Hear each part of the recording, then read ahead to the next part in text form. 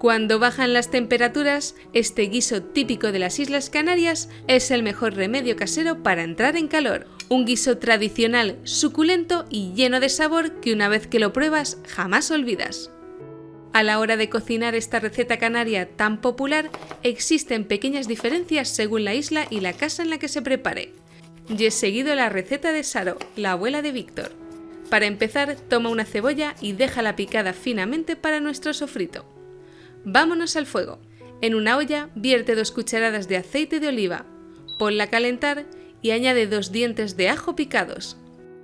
Sofríelos durante un par de minutos a fuego bajo.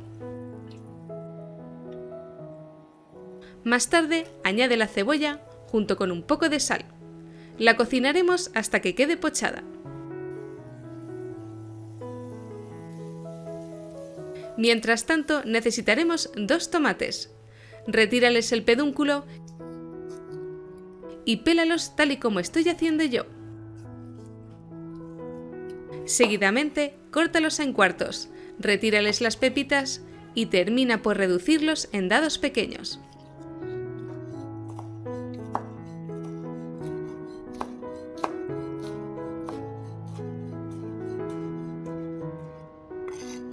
Con la cebolla ya pochada, incorpóralos a la olla.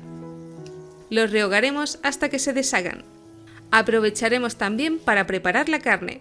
Yo he optado por 400 gramos de morcillo de ternera, que es ideal por su jugosidad. Córtalo en dados grandes para facilitar su cocción. A modo informativo, te comentaré que hay personas que prefieren añadir al guiso costillas o pollo. Recuerda, antes de añadirla a la olla, darle un toque de sal y pimienta molida a la carne. Por otro lado, añadiremos 180 gramos de chorizo oreado o el que más te guste. Como es un ingrediente que le aporta un gusto exquisito al caldo, voy a combinar el oreado con un trozo de sarta dulce, uno de mis preferidos. Corta el chorizo en rodajas gruesas. Nuestro tomate está completamente deshecho, así que vamos a agregar ya mismo media cucharadita de pimentón dulce o paprika, cocinándolo durante 30 segundos. Incorpora después los dados de ternera y las rodajas de chorizo. Ahora sube el fuego y cocina hasta que veas que la carne deje de estar cruda por la parte más externa. Tras unos minutos llega el momento de agregar 2 litros de agua a la olla. Remueve durante unos segundos. Cubre nuestro guiso con la tapa y cocina durante 30 minutos desde el momento en el que el agua comience a hervir.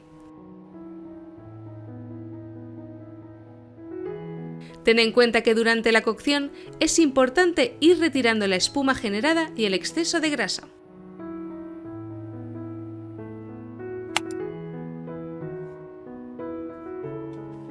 Después, tapa de nuevo y continúa cocinando.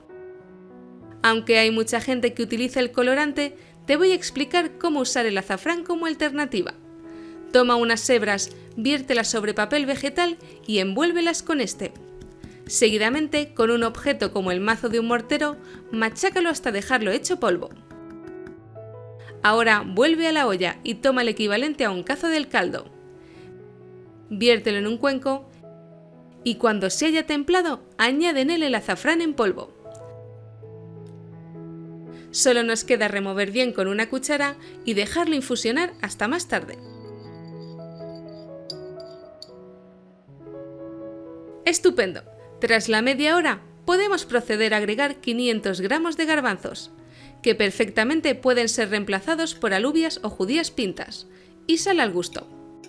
Como ves, en mi caso son garbanzos cocidos, pero si lo prefieres, puedes usar garbanzos secos, previamente a remojo en agua con una cucharadita de bicarbonato desde la noche anterior. Si este fuera tu caso, simplemente añade 3 litros en vez de 2 de agua y viértelos junto con la carne alrededor de unas 2 horas hasta que queden tiernos. Pasado un rato, cuando el caldo vuelva a hervir, podremos añadir 500 gramos de patatas, previamente peladas.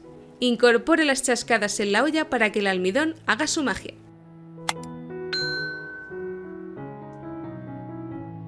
Vuelve a cubrir con la tapa y cocina durante 15 minutos a fuego medio.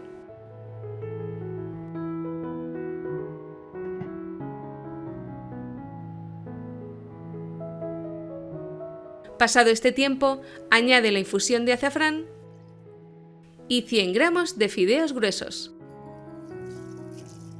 Por cierto, si hace poco que te has unido a las recetas de Food and Glory, te agradecería que me indicases aquí abajo desde qué ciudad o país me estás viendo para saber dónde está creciendo nuestra comunidad. Mezcla bien y deja cocinando 10 minutos más con la tapa puesta, removiendo de vez en cuando.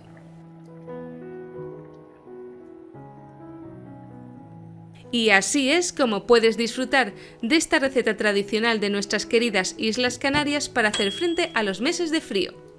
Sé que esta elaboración es una de las muchas versiones que existen, por eso te invito a inspirar al resto de la comunidad de Food and Glory compartiendo los ingredientes y consejos que usas a la hora de preparar tu propio rancho canario.